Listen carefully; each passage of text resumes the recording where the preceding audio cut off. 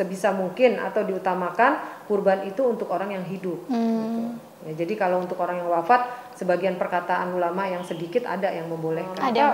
Berkurbanlah dengan hewan yang sudah disyariatkan. Karena nanti darahnya itu menggugurkan dosa-dosa kita.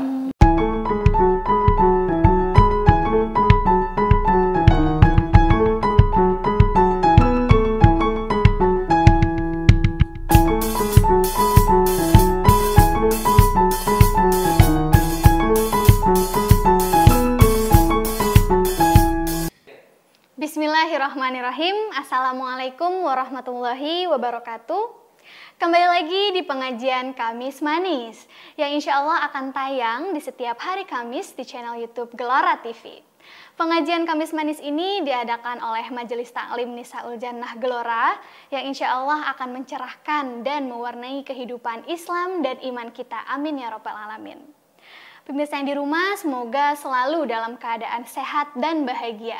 Dan jangan lupa juga untuk follow semua sosial media Partai Gelora Indonesia dan subscribe channel YouTube ini Gelora TV. Saya Sifa Aulia sebagai host dan sudah hadir di sini narasumber kita seperti biasa, yaitu Ustazah Haja Lulu Masluhah LC. Assalamualaikum Ustazah. Waalaikumsalam warahmatullahi wabarakatuh.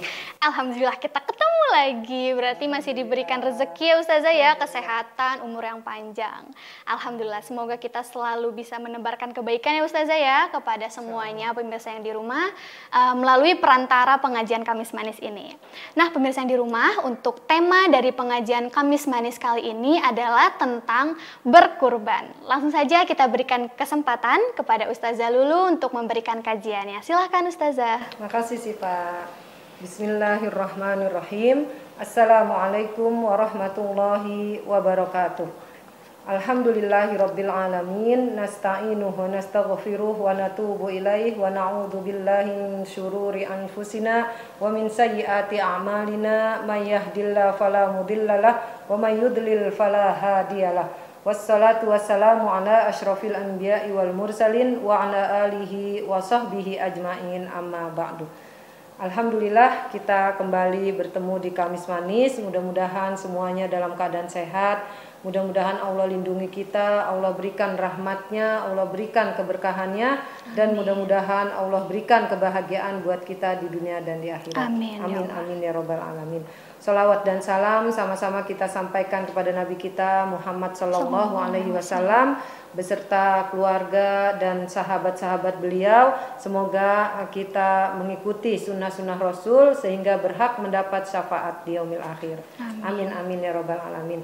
Tema kita sekarang tentang berkurban ya, sifat al-udhiyah. Jadi berkurban ini adalah menyembelih hewan yang disyariatkan, yaitu kambing, ya, sapi, kerbau, unta, ya, yaitu pada hari raya kurban. Hari raya kurban atau hari tasyrik ya. Jadi hari raya kurban 10 Dzulhijjah, hari tasyrik 11, 12, 13 ya. Nah ini disunahkan demi untuk mendekatkan diri kepada Allah ya. Jadi tujuannya mendekatkan diri kepada Allah nih Sifa, sesuai firman Allah Subhanahu wa taala dalam surat Al-Kautsar, a'udzubillahi minasyaitonirrajim, bismillahirrahmanirrahim, inna a'tainakal kautsar fasholli lirabbika wanhar, inna syani'aka huwal abtar. Jadi setelah kita diberikan nikmat yang begitu banyak, maka layaknya seorang hamba yang bersyukur hendaklah mau berkurban, ya, mau mengikuti syariat yang telah Allah berikan. Dan ini syariat ini merupakan syariat yang begitu indah sifat kalau kita hayati ya. Jadi kalau syariat itu kan kalau kita berusaha cari hikmahnya, kemudian kita rasa-rasain bahwa ini bentuk kasih sayang Allah kepada kita, bentuk arahan Allah kepada kita, dan bentuk pengabdian kita kepada Allah, maka hasilnya akan baik untuk kita. Jadi setiap kita mengorbankan binatang yang disyariatkan ini, kita niatkan semua agar kita lebih dekat kepada Allah. Nanti hasilnya kayak seperti itu. Jadi setelah kita berkurban itu, maka kita akan merasakan kedekatan kepada Allah. Baik istilahnya iman kita yang ditambahkan, atau bisa jadi juga Allah tingkatkan atau Allah naikkan derajat kita. Jadi disebutkan bahwa setiap bulu-bulu dari hewan yang kita kurbankan itu mendatangkan kebaikan. Jadi setiap kita kurban itu sampai darahnya mengalir itu dosa-dosa kita berguguran. Ya, dan nanti hewan kurban itu di akhirat akan utuh, walaupun di dunianya udah disembelih ya, tapi nanti di akhirat itu utuh seutuh-utuhnya. Ya, dan itu akan menolong kita. Ya. Jadi disebutkan dalam sebuah hadis, tidak ada amalan yang diperbuat manusia pada hari raya kurban yang lebih dicintai oleh Allah selain menyembelih hewan kurban. Sesungguhnya pada hari kiamat nanti hewan kurban itu datang beserta tanduk, bulu dan kukunya. Dan sesungguhnya sebelum darah hewan kurban itu menyentuh tanah, pahalanya telah diterima di sisi Allah. Maka tenangkanlah jiwa dengan berkurban. Ya, jadi misalkan gini nih, kita mungkin lagi gelisah, lagi galau, ya, lagi banyak dosa. Ya. Kemudian amalan apa nih yang bisa meningkatkan iman kita, yang bisa membuat kita dekat kepada Allah nih? Kayaknya kita merasa banyak dosa nih, gitu ya. Kebetulan nih, bukan kebetulan sih, kita bulan ini Dzulhijjah gitu. Jadi kita udah nggak mikirin uang lagi, istilahnya yang penting kita dekat sama Allah ya. Selama kita punya ibaratnya untuk makan cukup lah gitu. Maka berkurbanlah dengan hewan yang sudah disyariatkan. Karena nanti darahnya itu menggugurkan dosa-dosa kita. Darah yang mengalir itu hewan kita diterima, kemudian pahala kita ditambahkan. Jadi sayang kalau kurban itu berlalu begitu saja di hadapan kita tanpa kita berkurban, tanpa kita memotong hewan yang sudah disyariatkan. Dan yang namanya berkurban itu bukannya mudah, artinya bukannya mudah gini sih Pak. Misalkan kita gampang aja kambing satu, gampang aja sapi satu gitu. Justru gimana kita berusaha yang berat bagi kita. Kalau kambing satu mudah berarti 2. Ya, kalau kambing 2 itu mudah berarti 3 gitu. Berusaha untuk kalau kan makna berkurban itu memang mengorbankan apa yang kita miliki. Berkorban ya. Iya benar-benar. Iya. Pengorbanan kalau bahasa Arab itu al-udhiyah ya. Jadi dari asal katanya itu emang berkorban. Ya, berkorban itu kan artinya kita merelakan apa yang kita sayangi, yang kita cintai untuk mendapatkan keridhaan Allah, untuk mendekatkan diri kepada Allah. Jadi jangan sampai gini, kita mampu nih sapi, terus kambing aja. Nah itu bukan berkurban, ya artinya bukan berkorban juga gitu, ya bukan berkorban juga, ya itu gampang aja gitu. Makna kurbannya nanti nggak dapet, karena sebenarnya ini kan kisahnya ya kalau kita napak tilas gitu, kisahnya ini ketika Nabi Ibrahim disuruh menyembelih Nabi Ismail. Jadi kan coba nggak mungkin kalau orang normal waras imannya biasa-biasa aja mau menyembelih anaknya. Ya ini kan karena iman Nabi Ibrahim itu ulul azmi, orang yang punya kekuatan ya, azamnya, imannya benar-benar luar biasa. Makanya ketika bermimpi disuruh menyembelih Ismail, beliau langsung taat, sam'an wa ta'atan gitu. Jadi sami'na wa ata'na. Dia mendengar kemudian dia taat kepada Allah ya. Jadi istilahnya udah bisikan setan tuh udah nggak dihiraukan lagi ya. Sebab kalau ibaratnya kalau ngikutin bisikan setan, iman nggak akan kuat. Jadi kita pun begitu sih Pak. Ya ketika mungkin sayang uangnya untuk yang lain aja, untuk beli baju, untuk beli jilbab ya, uangnya untuk jalan-jalan misalkan. Udah nggak usah berkurban, sebab syariat berkurban ini sebenarnya setiap tahun. Jadi suka ada rancu ya, salah di masyarakat kita nih sih Pak. Nyangkanya berkurban itu seumur hidup sekali. Jadi kalau udah berkurban udah. Padahal Idul Adha itu ada di setiap tahun. Dan berkurban itu dan memang disunahkan, disyariatkan setiap tahun. Ya, memang boleh misalkan di satu keluarga patungan, terus beli satu kambing karena mampunya satu kambing nih satu. Nggak apa-apa atas nama satu orang, tapi pahalanya insya Allah dapat satu keluarga. Ya, jadi kan suka ada perdebatan apakah satu kambing boleh untuk satu keluarga. Sebenarnya nggak usah diperdebatkan, insya Allah pahalanya kalau satu keluarga itu berkurban kambing walaupun satu, tapi pahalanya untuk satu keluarga. Apalagi misalkan sapi, apalagi misalkan 2 sapi. Ya. Jadi insya Allah pahalanya akan berlipat ganda. Iya, insya Allah. Nah kemudian hukum yang terkait dengan hewan kurban ini, Sifa, Jadi dagingnya ini sunnahnya dibagikan dalam keadaan mentah. Ya, dan itu orang yang berkurban boleh ngambil sepertiga. Ya, sepertiga itu banyak. Ya, lumayan. Ya, 2/3-nya dibagikan. Nah, dibagikan ini nggak mesti ke orang miskin. Ya, emang diutamakan fakir miskin. Tapi boleh juga ke orang kaya, boleh juga ke non muslim ya. Karena sebenarnya Idul Adha ini berkurban ini adalah syiar Islam. Ya, artinya gini, di Islam ini ada 2 hari raya yang membahagiakan. Ya, ada hari raya Idul Fitri, ada hari raya Idul Adha.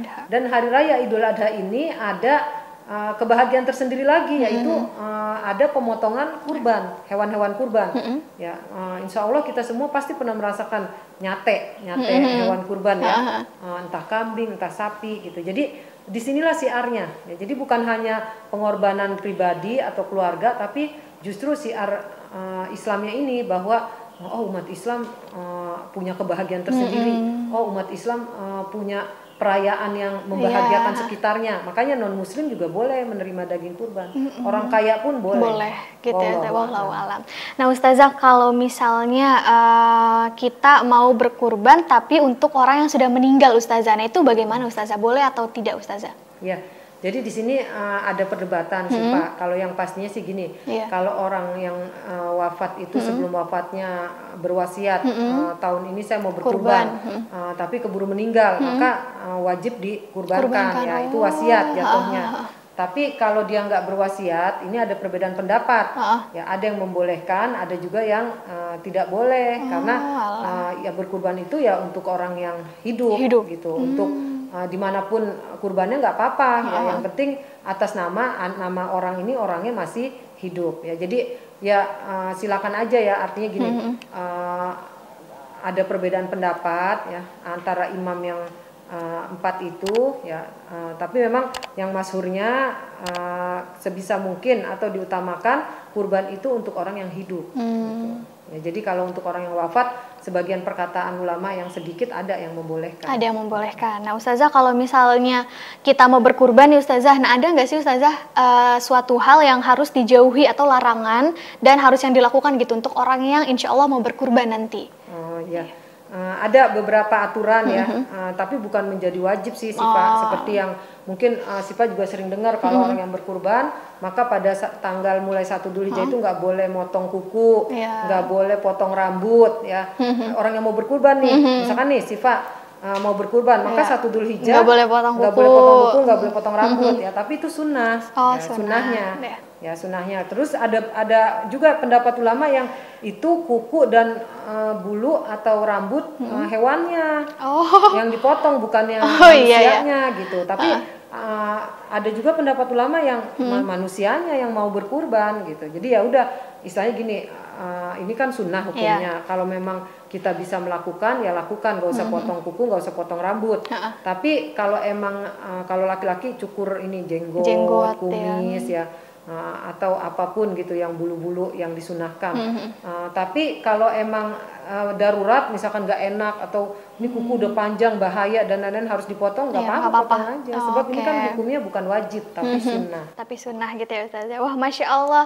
Pemirsa yang di rumah, itulah tadi penjelasan dari Ustazah Lulu mengenai kurban ya Ustazah ya. Ternyata kurban itu bukan seumur hidup sekali. Nah, itu yang banyak masyarakat itu, yang penting udah deh gue udah kurban nih selama hidup gue ini sekali gitu. Sebenarnya setahun sekali itu dianjurkan ya Ustazah ya. Setahun sekali, kapan lagi kita berkurban mendapatkan pahala yang besar ya Ustazah di sisi Allah, Masya Allah.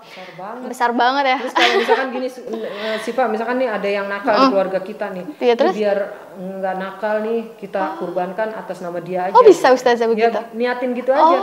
Kan kita sedekah itu boleh juga, misalkan sedekah ini supaya saya lulus ujian.